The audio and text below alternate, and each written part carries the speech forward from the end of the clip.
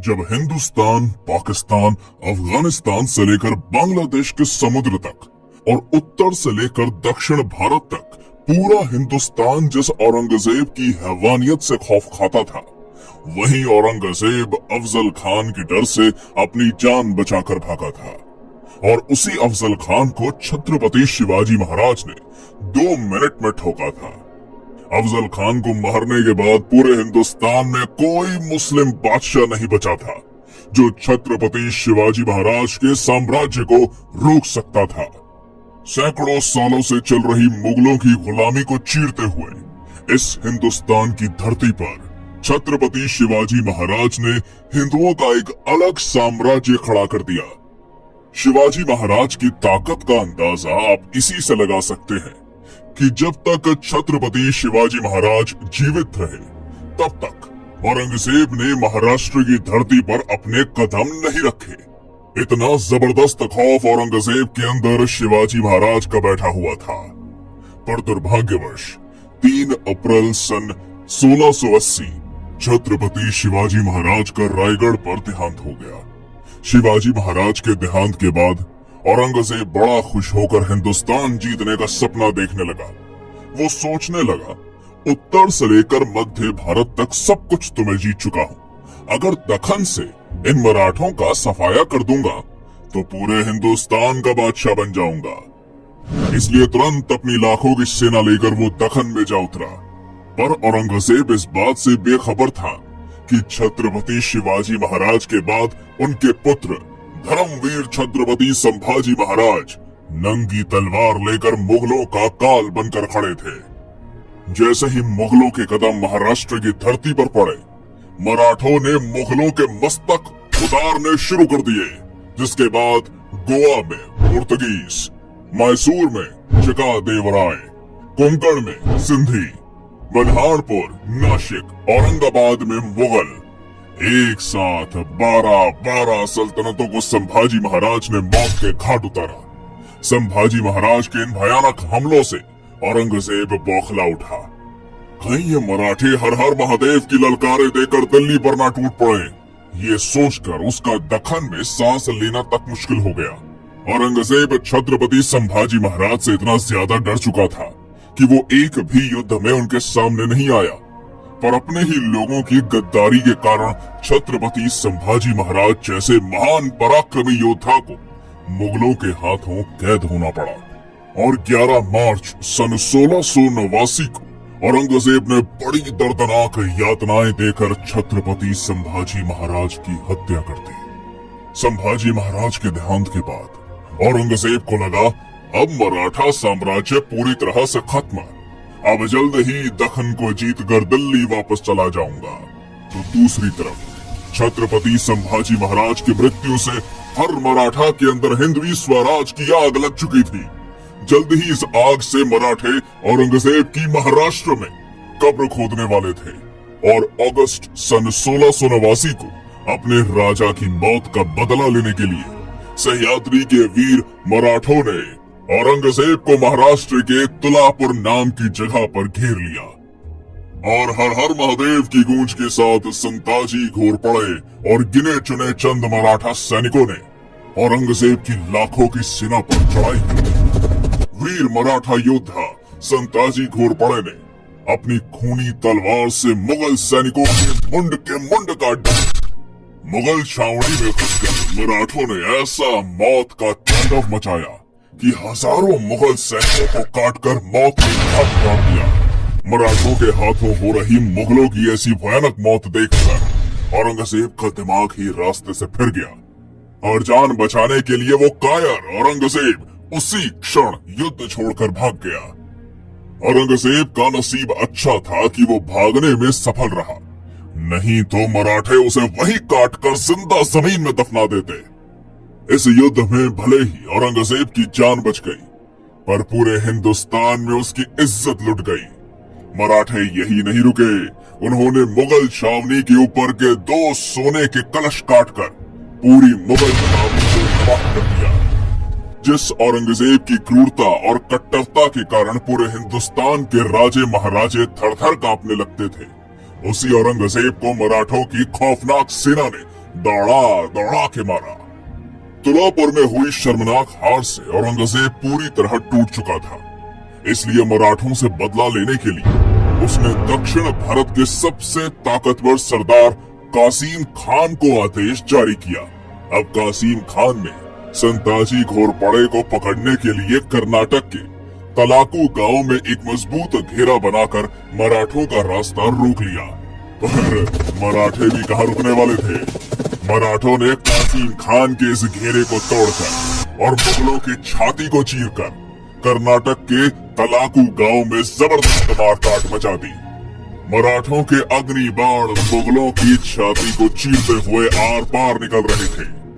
मुगलों की मौत का ये खूनी मंजर देखकर कासिम खान की धड़कनें तेज हो गई और मराठों के डर से मुगल सेना को लेकर वो दोड्डेरी के किले में जाकर छुप गया।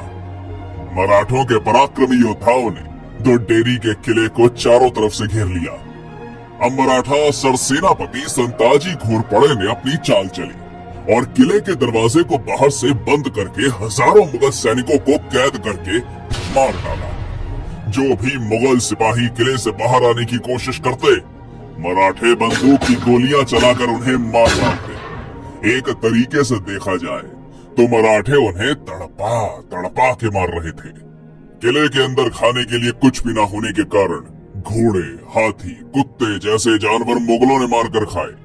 और यहाँ पर ध्यान देने वाली बात यह है कि जिस कासिम खान को औरंगजेब ने मराठों को मारने के लिए भेजा था, उसी कासिम ने मराठों के डर से किले के अंदर फांसी लगाकर खुदकुशी कर ली। पूरे हिंदुस्तान के इतिहास में मुगलों का ऐसा हाल कभी किसी ने नहीं किया जितना मराठों ने मुगलों का दोड्डेरी के किले में किया। अली मर्दान खान, रुस्तम खान, खुदाबंद खान, हसन अली खान जैसे अनेक ताकतवर योद्धा दिन रात एक करके मराठों का पीछा करते, पर मराठों ने औरंगजेब को नहीं छोड़ा तो भला ये मुगल सरदार मराठों का क्या उखाड़ लेते। उत्तर में उज्जैन से लेकर दक्षिण भारत में मछलीपट्टनम तक मराठों ने मुगल सेना को काट काट कर ऐसा कत्लेआम मचाया कि दक्खन से मुगल सल्तनत का सफाया कर दिया। इधर औरंगजेब विशालगढ़ को घेरा बनाकर बैठा था, तो उधर मराठों ने बुरहानपुर में घुसकर पूरे शहर को तबाह कर दिया। बुरहानपुर के सूबेदार बैदर बख्त और अली मर्दान खान को पकड़कर मराठों ने उनके शरीर के कपड़े छोड़कर सब कुछ लूट लिया। कहा, रोको इन काफिर मराठों को। उठते बैठते जागते सोते सब तरफ मराठे ही मराठे नजर आते। या अल्लाह, होंगे कामयाब या ऐसे ही लौटना पड़ेगा खाली हाथ। ऐसा चिल्लाते चिल्लाते औरंगजेब का महाराष्ट्र में दम घुट रहा था, पर मराठे रुकने का नाम ही नहीं ले रहे थे।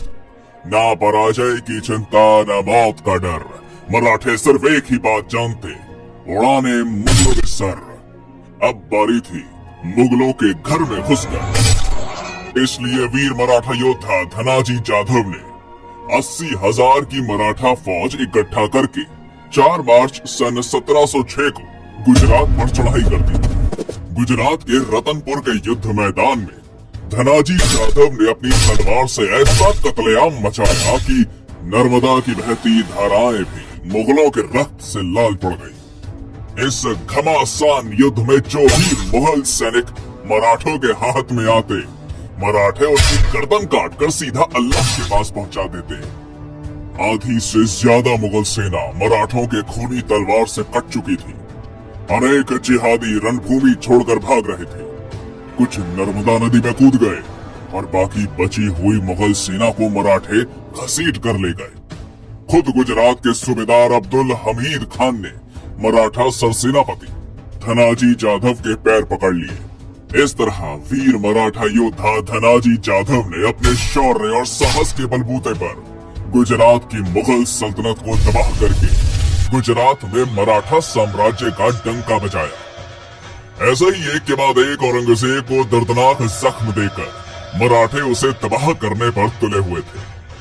फ्रेंच इतिहासकार निकोलाउ मानुची, जिसने कुछ साल औरंगजेब के दरबार में नौकरी की, इसी के साथ दक्षिण में आने के बाद वो छत्रपति शिवाजी महाराज से भी मिला था। ये मानुची लिखता है दखन में मराठों के खिलाफ उतरने से औरंगजेब के हर साल 1 लाख सैनिक और 3 लाख जानवर मारे जाते थे, जिसमें कुछ मराठों के हाथ, कुछ कीचड़ में डूबकर, कुछ भूख के कारण, तो कुछ नदी में बहकर। इतनी दर्दनाक मौत मुगल सैनिकों को मिल रही थी। मुगलों की ऐसी हालत थी तो जानवरों की तो पूछिए ही मत। बेशकीमती खजाना, ऊंट, घोड़े, हाथी, तोपखाने जो भी मराठों के हाथों लगता, मराठे उसे लूटकर साफ कर देते। मराठों के हाथों कुछ न लगे इसलिए मुगल इसमें से बहुत सी चीजों को जला डालते थे। मराठों के लगातार हमलों से औरंगजेब इतना कंगाल हो चुका था कि कई महीनों से मुगल सैनिकों का पगार नहीं हो रहा था। लगातार मराठों से मार खाने के बाद मुगलों की जीत की उम्मीदें टूट चुकी थी। अगर किसी मुगल सरदार को मराठों से किला हासिल भी करना है तो वो मराठों से हाथ मिला लेता और औरंगजेब से छुपकर मराठों को 50,000 से लेकर 2 लाख रुपए तक की रकम देता। बदले में मराठे उसे किला सौंप देते। एक तरीके से देखा जाए तो मराठे मुगलों को लूटकर मस्त पैसा बना रहे थे, तो दूसरी तरफ मराठों से हमने किला जीत लिया ऐसे झूठ बोलकर ये मुगल सरदार औरंगजेब को खुश कर देते, पर असल में वो उसे मूर्ख बनाते थे। इतनी बुरी अवस्था मुगल सरदारों की हो चुकी थी। इसके आगे मानोची लिखता है, औरंगजेब ने अपने पूर्वज अकबर, जहांगीर, नूरजहां ने जमाया हुआ सारा खजाना बाहर निकाला और मराठों से युद्ध करते करते खाली कर दिया। इतने पर ही वो रुका नहीं, उसने चांदी के बर्तन तक पिघला दिए। इतिहासकारों के अनुसार मराठों से लड़ते लड़ते औरंगजेब ने 40 करोड़ रुपए बर्बाद कर दिए। विशालगढ़ के युद्ध अभियान के दौरान 1.5 साल से मुगल सैनिक बिना तनख्वाह के काम कर रहे थे। वो बंगाल का सूबेदार मुर्शीद कुली खान हर साल औरंगजेब को 14 लाख रुपए टैक्स देता था।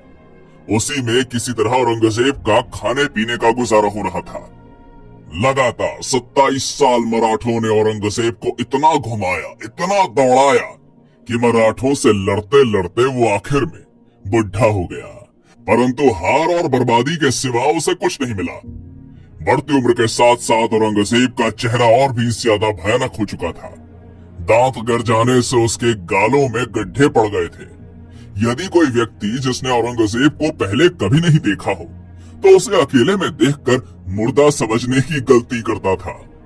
इतना बुरा हाल उसके शरीर का हो चुका था। औरंगजेब की मौत पर रोने के लिए उसके नजदीक का कोई भी व्यक्ति जीवित नहीं बचा था। अपने बाप और भाई को तो उसने खुद ही मरवा डाला था। इसके अलावा उसकी 3 बेगमें, 2 बेटे तथा नाती पोती, बहन बेटी सभी की मृत्यु इसकी आंखों के सामने हो चुकी थी। अपने ही किए हुए पापों की शिक्षा उसे जिंदा रहते मिल चुकी थी। अब औरंगजेब की मृत्यु का समय निकट आ चुका था, इसलिए मरने से पहले वो एक बार दिल्ली जाना चाहता था।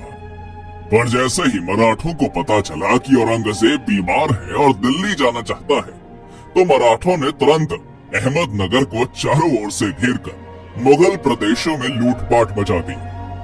इसी बीच औरंगजेब भयानक दर्द और पीड़ा से गुजर रहा था, पर मराठों के कारण उसे इलाज मिलना भी संभव न हो पाया और 3 मार्च सन 1707 को महाराष्ट्र के अहमदनगर में वो नीच औरंगजेब तड़प तड़प के मर गया और हिंदुस्तान का बादशाह बनने का उसका सपना उसी की कब्र के साथ दफन हो गया। पढ़ लेना कभी औरंगजेब का मृत्यु पत्र, सिर्फ एक ही हिंदू राजा का नाम आएगा, छत्रपति शिवाजी महाराज का मराठा साम्राज्य। दोस्तों, इस वीडियो का टारगेट है 2000 लाइक। उम्मीद है आप जरूर पूरा करेंगे।